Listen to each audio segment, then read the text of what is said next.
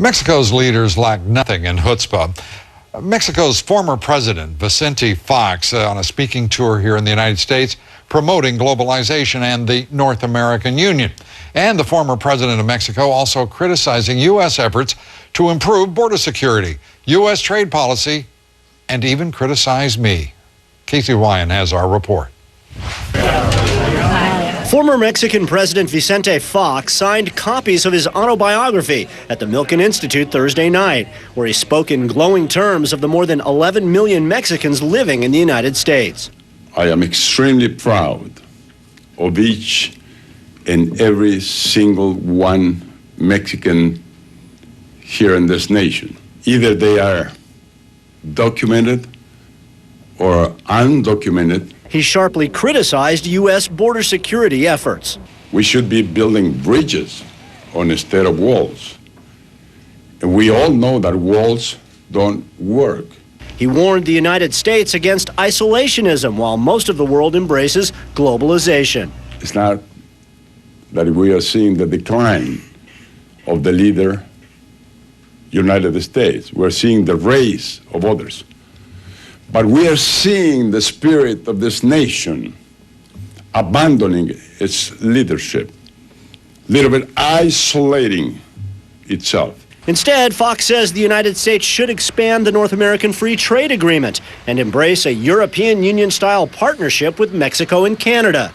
Surprisingly, he didn't mention Mexico's escalating drug war once during his 35-minute speech, but he was asked about it by an audience member. Reduce consumption in the States, drug consumption, and things will improve in Mexico. Reduce free distribution and sale of arms, especially those that correspond to the military. But it's a joint responsibility. Then he criticized CNN and Lou Dobbs for inflaming fears about drug cartel violence. The Lou Dobbs are of no help to nobody. I mean, the way he behaves, the way he uses media to criticize, to discriminate, to attack Mexicans in the United States. And his position on this doesn't help at all. Even CNN is putting this on such a high spot. Fox went on to say that visitors to Mexico are less likely to be in a drug cartel shooting than they are to be killed in a plane crash or driving on a Los Angeles freeway. He pointed to recent high-profile shootings in the United States as evidence that Mexico, in his view, is no more dangerous than this country. Lou? Is the man out of his mind? I mean, we're talking about 8,000 Mexican citizens killed in the last year in drug cartel violence. We've been reporting on this broadcast for a number of years precisely, and you leading that coverage, Casey, on what is happening in Mexico with the drug cartels. And to hear the former president of Mexico speak as he did, it's a gross distortion to the point of being an outright lie. Absolutely, Lou. It's incredible. The murder rate in Mexico was nearly twice that of the United States in 2007, according to UN figures, and that was before the peak of the drug cartel violence we saw last year. So for him to say that the murder rates in the two countries, which he sort of intimated were about the same, is an absolute fabrication. It was a really strange speech in a lot of ways. He talked about former President Bush as his friend, but he gave the president a shot, talked about their meeting back in 2001 where they talked about immigration reform, and he jokingly called President Bush a windshield cowboy who had his boots on but couldn't ride a horse. I mean, it was amazing that he came to this country and was just absolutely critical of U.S. policies and basically took no responsibility for Mexico's role in the drug war and illegal immigration and many of the other problems that the two countries face. Yeah, and he's not alone in that, of course. Vicente Fox, after him, Felipe Calderon, before Fox, Carlos Salinas. These have been presidents of an incompetent government, a corrupt government.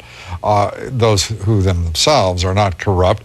It is staggering. And to have that audience responding with applause, who in the world was in that audience that would applaud such ignorance as suggesting that gun trafficking was somehow responsible for what is happening in Mexico, or that drug usage in this country. These are probably the same snarky types who, sort of look down their nose and just say no when Nancy Reagan used that expression to try to curtail drug usage and addiction in this country. We're the same people who stood in line to buy his book and get his autograph, Lou. Amazing. Well, and by the way, I should point out, Vicente Fox challenged me to a debate, which I accepted, then insisted it be on his home territory of Cristobal, Mexico, which I accepted. We could never pin him down for a date. The man lacks honor in his challenges. Obviously, he can correct that at any time. I'll be delighted to join him. This isn't the first time that he's criticized me, by the way, for my position on illegal immigration and border security. Back in October of 2007, appearing on Larry King Live, he challenged me to a debate. Do you know of CNN's Lou Dobbs? Do you know Lou Dobbs? Yes, I know him, yes. You know, he is kind of leading a fight against illegal immigration. Do you take issue with him? Well, I love to have a debate with him. Well, now that is an invitation that stirs the blood and the imagination. So what I thought I'd like to do here tonight is just find out how you feel about the prospect of a debate with the former Mexican president and myself. So our poll question is simply, do you believe I should accept Vicente Fox's challenge to debate him? Yes or no? Well, 95% of the audience said I should accept Fox's challenge, so I did. I was going to accept it, I've got to be honest, no matter what the response had been. And as of today, a year and a half later, Vicente Fox has yet to honor his own challenge and debate me. My acceptance stands. I'll be delighted to meet you, Mr. President. So let's try it again. Here's the poll question. Do you believe former President Vicente Fox should honor his challenge and debate me on the issue of illegal immigration? Yes or no? Cast your vote at LouDobbs.com. We'll have the results here later in the broadcast. Well, Fox has also claimed that Mexicans in this country are discriminated against. He is, as always, flat wrong.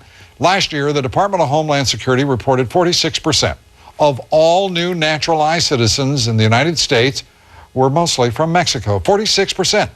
32% were Asian, 12% white, 5% African, out of more than 1 million people naturalized as U.S. citizens. I don't think I see discrimination there against Latinos or Hispanics, do you? Nor would President Fox if he were an honest man. President Fox is also backing a North American Union. In fact, his support for the North American Union dates back to his election in 2000. Just days after his victory, he talked about his vision for that common tariff and monetary policy, what he called the free flow of labor across North American borders. In 2002, Fox said Mexico's goal was to create an ensemble of connections and institutions similar to the European Union, with a goal of freedom of movement of capital, goods, services, and persons. Well, he certainly got the persons down, and even to the point of keeping his country 50% of the population in poverty and regaling as heroes those who he exports to the United States illegally and who send much of their money back to Mexico, some $25 billion a year. Well, the Obama administration also apparently committed to blaming the United States for Mexico's problems. During Secretary of State Hillary Clinton's visit to Mexico last month, she said America's, quote, insatiable demand for illegal drugs is fueling Mexico's violence. We have accepted that this is a co-responsibility. We know very well that the drug traffickers are motivated by the demand for illegal drugs in the United States. Homeland Security Secretary General